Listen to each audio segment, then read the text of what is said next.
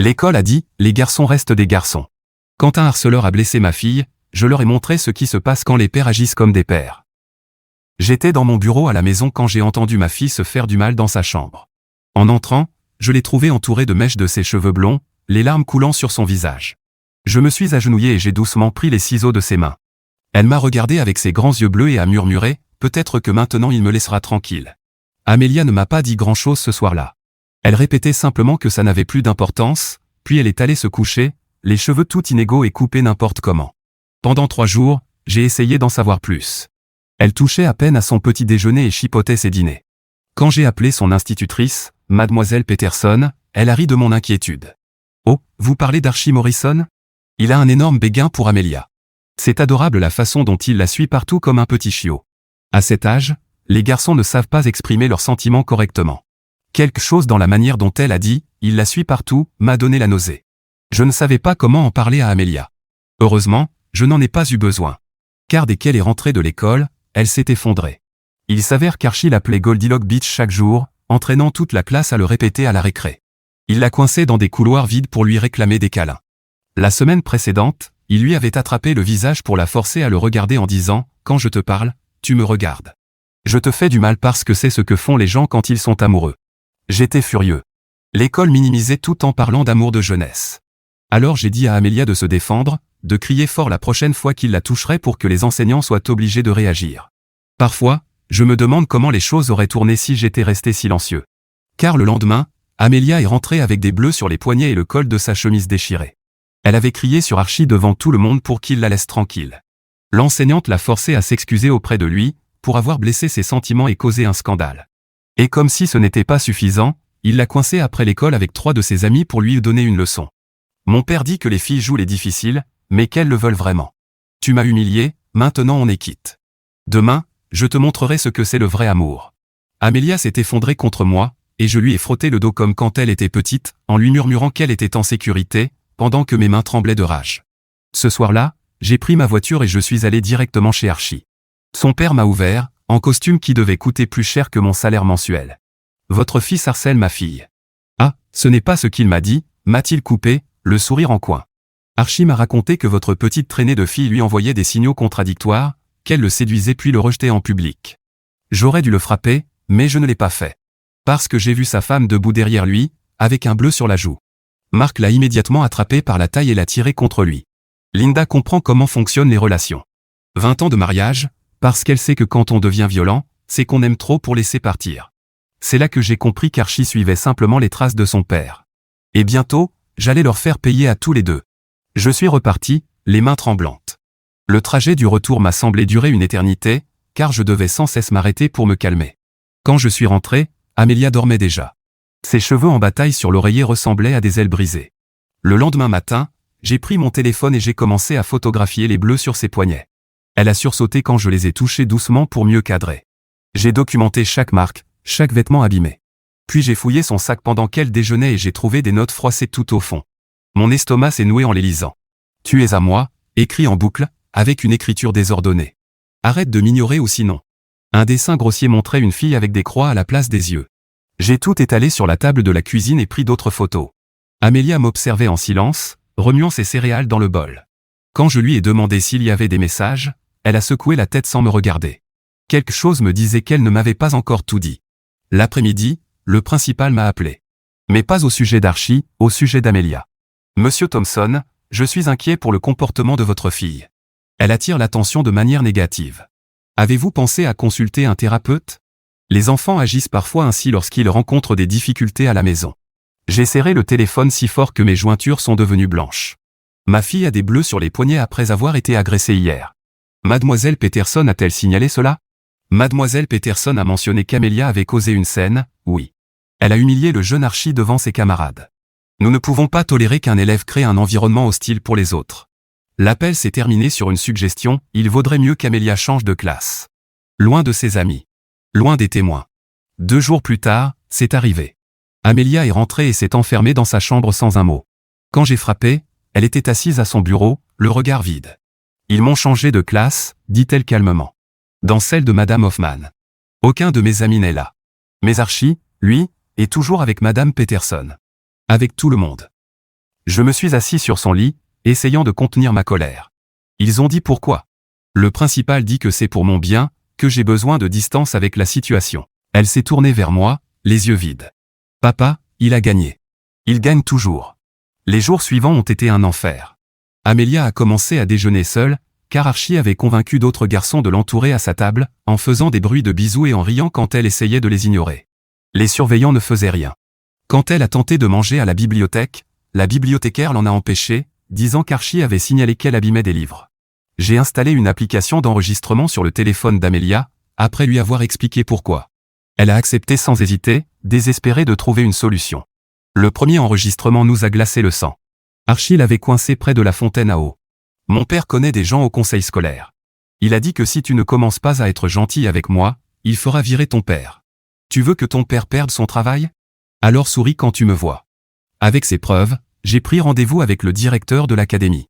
J'ai tout préparé méticuleusement, photos, enregistrements, documentation des manquements de l'école. Mais à mon arrivée, la secrétaire m'a lancé un regard étrange. « Oh, monsieur Thompson. Le docteur et vous attend. » La réunion a été un désastre. Le docteur est resté assis derrière son bureau, mains croisées, sans même jeter un œil à mes preuves. Monsieur Morrison est déjà passé. Il est très inquiet pour la santé mentale de votre fille. Apparemment, elle est obsédée par son fils, elle le suit partout et invente des accusations quand il ne répond pas à ses sentiments. C'est faux. Ai-je crié en poussant les photos sur le bureau. Regardez ces bleus. Écoutez ces enregistrements. Il les a repoussés sans les ouvrir. Les enfants peuvent être très inventifs pour attirer l'attention. Et les enregistrements peuvent être modifiés, sortis de leur contexte. Monsieur Morrison m'a aussi montré des emails inquiétants que vous auriez envoyés à d'autres parents à propos de sa famille. Je n'ai jamais envoyé de tel email. Mais ça ne servait à rien. Il avait déjà choisi son camp. Des choses étranges ont commencé à se produire après cette réunion. Chaque matin, un de mes pneus était à plat. La première fois, j'ai cru à un hasard. La quatrième fois, j'ai compris. J'ai trouvé des petits clous semés devant mon allée, placés juste pour crever les pneus. Puis, en pleine nuit, Amelia m'a réveillé. Il était 2 heures du matin. Elle tremblait, debout près de mon lit. Papa, il m'a envoyé des photos. Elle tendit son téléphone avec des mains tremblantes. Les images me coupèrent le souffle. Des photos de la fenêtre de sa chambre prises de l'extérieur, sous différents angles, à différentes nuits. Sur l'une d'elles, on voyait son ombre bouger derrière les rideaux. J'appelai immédiatement la police. 2 agents arrivèrent 1 heure plus tard, l'air blasé. Ils prirent quelques notes, regardèrent les photos, puis haussèrent les épaules. Sans preuve que c'est le garçon Morrison, on ne peut pas faire grand-chose. Ça pourrait être n'importe qui. Peut-être installer des caméras de surveillance. Amelia ne dormit pas du tout cette nuit-là. Moi non plus. Le lendemain soir, quelqu'un frappa à notre porte vers 20 h. Je regardais par le Judas et vis Linda Morrison seule sur le perron. Quand j'ouvris, la lumière extérieure révéla un nouvel œil au beurre noir. « Il faut que je vous parle », dit-elle doucement en regardant derrière elle. À propos de Mark et de ce qu'il apprend à Archie. Je la fis entrer et préparer du thé pendant qu'elle s'asseyait à la table de la cuisine. Ses mains tremblaient autour de la tasse. « Il a des caméras », dit-elle enfin, partout dans notre maison. Il apprend à Archie comment suivre les gens via leur téléphone, comment pister quelqu'un sans se faire remarquer. Il appelle ça « garder un œil sur ce qui t'appartient ». Elle sortit une clé USB de son sac à main. J'ai copié des fichiers de son ordinateur, des vidéos issues de notre système de sécurité domestique. Vous devez voir ce qu'il enseigne à notre fils. Je la branchai à mon ordinateur pendant que Linda fixait son thé. La première vidéo montrait Mark et Archie dans ce qui semblait être un bureau à domicile. Mark faisait une démonstration sur Linda, lui attrapant le bras et l'attirant contre lui. « Tu vois comment elle essaie de se dégager au début » dit-il à Archie. « C'est normal. Les femmes ont besoin d'être contrôlées. Elles te remercieront plus tard. » Le visage de Linda dans la vidéo était vide, résigné. Archie observait avec fascination pendant que son père lui montrait des points de pression, des manières de saisir quelqu'un sans laisser de traces visibles. « Ta mère a compris il y a longtemps que résister ne fait qu'empirer les choses. Les femmes intelligentes savent rester à leur place. » J'ai immédiatement tout copié, faisant plusieurs sauvegardes. Linda me donna plus de détails sur les contacts de Mark, sa position au conseil d'administration de l'école, les personnes qu'il avait dans sa poche. « Il vous détruira si vous ne faites pas attention », m'avertit-elle. Il l'a déjà fait à d'autres qui ont osé le défier. Après son départ, je passai la nuit à tout organiser dans un dossier complet. Mais je savais qu'il faudrait être stratégique. Mark Morrison avait déjà manipulé l'administration scolaire. Le lendemain matin, je tentais de présenter mes preuves au conseil scolaire. J'avais à peine commencé que Mark se leva de son siège, avec un sourire satisfait. Monsieur Thompson harcèle ma famille depuis des semaines. Sa fille a une obsession malsaine pour mon fils, et au lieu de traiter le problème, il alimente ses délires. Je propose de reporter cette discussion jusqu'à ce que M. Thompson cherche un soutien psychologique adapté pour son enfant. La motion fut adoptée à l'unanimité. Les choses ont ensuite dégénéré rapidement. Amelia est rentrée du cours d'art couverte de peinture, son pull préféré ruiné. Elle tremblait en me racontant ce qui s'était passé. Archie l'avait coincée pendant qu'elle travaillait sur un projet, lui avait attrapé les cheveux en essayant d'en couper une mèche. Pour ma collection, avait-il dit. Elle l'avait repoussé violemment, le faisant tomber dans les pots de peinture. L'enseignante était entrée au moment où Archie heurtait les étagères. En voyant le désordre, en entendant Archie se plaindre, elle avait immédiatement blâmé Amelia. Une semaine de retenue. Et tu nettoieras ce bazar. Lors de sa première retenue, Archie et 5 de ses amis entourèrent les fenêtres de la salle. Ils pressèrent leur visage contre la vitre, faisant des gestes obscènes et mimant des menaces. Le surveillant de retenue, assis à son bureau, restait les yeux rivés sur son téléphone. Ce soir-là, je pris une décision. Je retirai Amelia de l'école. On va faire l'école à la maison, je lui dis. Juste le temps de trouver une solution. Le soulagement sur son visage me brisa le cœur. Merci, murmura-t-elle en me serrant plus fort qu'elle ne l'avait fait depuis des années. Mais Mark Morrison n'en avait pas fini. 3 jours après le début de l'école à la maison, une travailleuse sociale frappa à notre porte. Nous avons reçu un signalement préoccupant, dit-elle en me montrant des papiers officiels. Au sujet de négligence éducative et d'isolement. Je dois évaluer la situation de vie d'Amelia. Elle se présenta comme Sarah Chen. Quelque chose chez elle me semblait familier. Elle mena son entretien de manière professionnelle, mais je remarquai comment ses yeux restaient fixés sur les dossiers de preuves posés sur la table basse. Quand elle demanda à parler à Amelia en privé, j'hésitai, puis j'acceptai. Elles parlèrent pendant 1 heure. Lorsqu'elles ressortirent, l'expression de Sarah avait complètement changé. Monsieur Thompson, je pense que nous devons avoir une autre discussion. À propos de la famille Morrison. Je suis la cousine de Linda Morrison. J'observe Mark lui faire du mal depuis 15 ans. Sarah Chen s'installa à notre table de cuisine, laissant tomber le masque professionnel. Elle sortit son téléphone et me montra des photos sur plusieurs années. Linda a des réunions de famille, avec des blessures mal dissimulées sous le maquillage.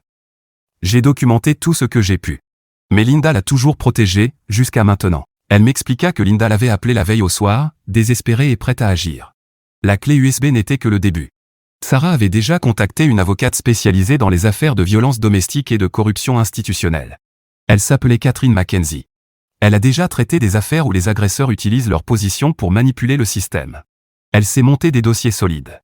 Le lendemain matin, j'ai rencontré Catherine dans son bureau au centre-ville. Elle était plus jeune que je ne l'imaginais, avec un regard vif qui ne ratait rien. Elle a passé 3 heures à tout examiner, posant des questions précises, prenant des notes. Quand elle releva enfin les yeux, son regard était grave mais déterminé. Mark Morrison a déjà fait ça. Elle sortit un dossier épais. 3 autres familles ont porté plainte au cours des 10 dernières années. À chaque fois, elles ont été discréditées, isolées, puis elles ont fini par déménager. Mais aucune d'elles n'avait ce que vous avez, la coopération de Linda et la documentation professionnelle de Sarah. Elle détailla notre stratégie. Il nous fallait plus de preuves, en particulier de l'implication directe de Mark dans le harcèlement. Elle me donna des instructions précises sur ce qu'il fallait documenter et comment nous protéger légalement pendant la collecte. Cet après-midi-là, Amelia me montra quelque chose qu'elle avait caché. D'autres photos sur son téléphone, mais celle-ci était différente. Des captures d'écran d'un groupe de discussion où Archie donnait des instructions à d'autres garçons. Assurez-vous qu'elle ne puisse manger nulle part. Bloquez les couloirs pour qu'elle soit obligée de me parler. Mon père dit que si assez de gens disent qu'elle est folle, tout le monde le croira. J'ai tout envoyé à Catherine immédiatement. Elle a répondu dans la minute, nous demandant de sauvegarder le tout à plusieurs endroits. 2 jours plus tard, notre caméra de porte a capté quelque chose d'inquiétant à 3 heures du matin. Une silhouette ressemblant à Archie peignait des insultes sur notre clôture. Les graffitis étaient immondes, mêlant menaces et dessins obscènes. Mais nous l'avions en vidéo, parfaitement identifiable. Quand je suis sorti pour documenter les dégâts, j'ai trouvé autre chose. Notre tuyau d'arrosage avait été sectionné, de l'eau inondait le côté de la maison. La prise électrique extérieure avait été trafiquée, mais heureusement, le disjoncteur avait sauté avant qu'un incendie ne se déclare. J'ai rappelé la police, mais cette fois, j'ai mentionné le nom de Catherine Mackenzie. L'attitude des agents a immédiatement changé. Ils prirent enfin le vandalisme au sérieux, documentèrent chaque détail avec rigueur, et promirent de rédiger un rapport complet. Ce soir-là, Catherine m'appela avec une mise à jour. Linda est venue à mon cabinet aujourd'hui. Elle a apporté 20 ans de journaux intimes décrivant les abus de Mark, des noms, des dates, des incidents précis. Elle a aussi récupéré des enregistrements issus de leur système de sécurité domestique, que Mark ne sait pas qu'elle a copié. Les enregistrements étaient accablants. Marc y donnait des instructions à Archie sur la façon d'intimider les filles. Ne laisse jamais de marque visible par les enseignants. Si elle parle, dis qu'elle est jalouse et qu'elle veut attirer l'attention. Rappelle-toi, fiston, la peur est plus puissante que l'amour. Une fois qu'elles ont peur, elles feront tout pour que ça s'arrête. Mais l'enregistrement le plus glaçant était récent. Marc expliquait à Archie comment faire monter la pression avec Amelia. Son père devient trop audacieux. Il est temps de leur montrer ce qu'il en coûte de nous défier. Commence par la maison. Qu'ils se sentent en danger partout. Catherine déposa une demande d'ordonnance d'éloignement d'urgence dès le lendemain. L'audience fut fixée à la semaine suivante, mais elle nous avertit, Marc allait sûrement intensifier ses actions une fois les papiers reçus. Elle avait raison. Le lendemain de la notification, 3 membres du conseil scolaire débarquèrent chez nous. Ils se tinrent sur le perron comme une délégation menaçante, menée par un homme nommé Robert Mackenzie, qui se présenta comme président du conseil. « Monsieur Thompson, nous avons des doutes sur votre aptitude à enseigner », dit-il en lisant des notes préparées. « Plusieurs rapports suggèrent que vous poussez votre fille à formuler de fausses accusations. C'est une violation éthique grave qui pourrait compromettre votre permis d'enseigner. J'enregistrais toute l'interaction avec mon téléphone, bien en évidence dans la poche de ma chemise. Vous menacez mon emploi parce que je protège ma fille d'agression ? Lancez-je calmement. » Le visage de Robert vira au rouge. Personne ne menace quoi que ce soit. Nous disons simplement qu'il serait possible de régler tout ça discrètement si vous faisiez preuve de bon sens. Monsieur Morrison est prêt à garantir le maintien de votre emploi si vous retirez vos accusations infondées. Quittez ma propriété, dis-je avec calme. Et dites à Mark Morrison que ces méthodes d'intimidation ne fonctionneront pas. Ils partirent, non sans que Robert ne lâche une dernière remarque, vous n'avez aucune idée de qui vous affrontez. Mark Morrison a des connexions que vous ne pouvez même pas imaginer. Ce soir-là, Linda appela depuis la maison de Sarah, où elle était hébergée. Sa voix était tendue, mais résolue. Mark devient désespéré. Il appelle tout le monde pour tenter de contrôler le récit. Mais j'ai trouvé autre chose. Elle avait mis la main sur un carnet dans lequel Mark avait consigné ses stratégies de contrôle depuis des années. Nom de personnes qu'il avait fait chanter, services rendus, faiblesses exploitées. Elle avait photographié chaque page avant de fuir. Le carnet révélait un réseau de manipulation dans toute notre petite ville. Des responsables scolaires, des commerçants locaux, même quelques policiers, tous redevables à Mark ou craignant son influence. Catherine fut euphorique en voyant les photos. Ça change tout. Ce n'est plus seulement une affaire familiale. C'est un schéma de corruption et d'abus. Les 3 jours suivants furent consacrés à la préparation de l'audience. Catherine entraîna Amelia à témoigner, rester factuelle, claire, concise. Ma fille fut d'un courage admirable, même si ses mains tremblaient lorsqu'elle répétait les actes d'Archie. Pendant ce temps, le harcèlement continua, mais de façon plus désorganisée. Archie fut surpris par les caméras de sécurité de l'école en train de glisser des messages de menaces dans les casiers d'autres élèves, tentant de les rallier contre Amelia. Le principal, soudainement préoccupé par la responsabilité juridique, appela pour s'excuser de son attitude passée. Le matin de l'audience, la salle du tribunal était pleine. Le bouche-à-oreille avait fait son effet. D'autres familles étaient là. Des parents d'enfants harcelés par Archie. Des femmes qui reconnaissaient dans l'histoire de Linda la leur. Marc entra accompagné d'un avocat hors de prix, encore confiant, jusqu'à ce qu'il voie Linda assise à côté de notre équipe juridique. Son visage passa de la surprise à la rage, puis à une expression soigneusement neutre. La juge, Roberta O'Catherine, était réputée pour sa rigueur. Elle analysa les preuves point par point, posant des questions précises. Lorsqu'on diffusa les enregistrements de Marc enseignant à Archie l'intimidation, la salle était glaciale, seuls les grattements frénétiques de l'avocat de Marc brisaient le silence. Amelia témoigna avec une sérénité bouleversante. Elle raconta l'escalade des agressions, la peur constante, l'indifférence de l'école. Quand l'avocat de Marc insinua qu'elle exagérait, elle sortit son téléphone et montra une photo à la juge. Il a pris ça à 2h47 du matin, dit-elle calmement. Avec un message, fait de beaux rêves, boucle d'or, je n'ai plus bien dormi depuis. Puis vint le moment décisif. Archie fut appelé à la barre. Son père l'avait bien entraîné, mais l'arrogance adolescente le trahit. Interrogé sur les faits, il eut un petit sourire. Mon père dit que les filles doivent connaître leur place. Amelia faisait ça difficile, alors je devais lui montrer qui commande. C'est ce que font les hommes. Le visage de la juge se durcit. Et qui vous a appris cela ? Mon père. Il m'a montré avec maman comment faire obéir les femmes. Il dit qu'une fois qu'elles ont assez peur, elles font ce qu'on veut. Marc bondit de son siège, agrippant le bras d'Archie si violemment que celui-ci poussa un cri. Tais-toi, imbécile. Les agents de sécurité intervinrent immédiatement. Mais le mal était fait. Marc venait d'agresser son propre fils devant une juge, confirmant tout ce que nous avions dénoncé. La juge O'Catherine leva la séance. À la reprise, son verdict fut clair et complet, ordonnance d'éloignement permanente contre Marc et Archie. Interdiction de contact avec Amelia ou moi, directement ou par personne interposée. Archie fut placé en thérapie intensive, sous surveillance judiciaire. Mais la juge n'en resta pas là. Monsieur Morrison, votre comportement aujourd'hui, combiné aux preuves présentées, est profondément inquiétant. Je transmets ce dossier au procureur pour des charges criminelles, intimidation de témoins, agression, conspiration de harcèlement. L'avocat de Marc tenta d'intervenir, mais la juge le coupa net. Je transmets également tous les documents au conseil scolaire, accompagné de ma recommandation ferme de réexaminer immédiatement la position de Monsieur Morrison. En sortant du tribunal, Linda vint à notre rencontre. Elle semblait épuisée, mais comme allégée. Merci, dit-elle simplement. Merci d'avoir cru aux preuves. Merci de vous être battu. Vous m'avez donné le courage de mettre fin à tout cela. Son avocate spécialisée en divorce l'attendait sur le parking. Avec l'ordonnance d'éloignement et l'agression en audience, elle demandait la garde exclusive et une procédure de divorce accélérée. Les semaines suivantes furent mouvementées. Marc fut arrêté sur plusieurs chefs d'accusation. Sa caution fut élevée, en raison de ses actes documentés d'intimidation. Le conseil scolaire, soudainement soucieux de son image, vota à l'unanimité la révocation de Marc. Plusieurs familles témoignèrent à leur tour sur le harcèlement d'Archie et la protection dont il bénéficiait grâce à son père. Catherine lança une action civile groupée au nom de plusieurs victimes, réclamant des réparations et des réformes institutionnelles. Le district scolaire, sous pression médiatique et juridique, mit en place de vraies politiques anti-harcèlement. Les enseignants reçurent une formation obligatoire pour reconnaître et traiter les situations de harcèlement. Le principal, celui qui avait ignoré nos alertes, fut mis en congé administratif pendant l'enquête. Archie fut transféré dans un internat thérapeutique spécialisé en rééducation comportementale. Des séances de thérapie hebdomadaires et des rapports réguliers furent imposés par le tribunal. Sa thérapeute, Dr Cathy Tubert, nous confia plus tard que la vision du monde d'Archie avait été tellement déformée par son père qu'il faudrait des années pour réparer les dégâts. Le divorce de Linda fut rapide. Avec les charges criminelles contre Marc et les preuves d'abus, elle obtint la garde exclusive. Marc n'eut droit qu'à des visites surveillées, qu'Archie refusa d'abord d'honorer. Le procès pénal fut fixé à 6 mois plus tard, mais Marc tenta d'intimider des témoins depuis sa cellule, ce qui ne fit qu'aggraver son cas. Plusieurs de ses anciens alliés prirent soudain leur distance, redécouvrant des souvenirs longtemps oubliés de son comportement douteux. Peu à peu, notre communauté commença à guérir.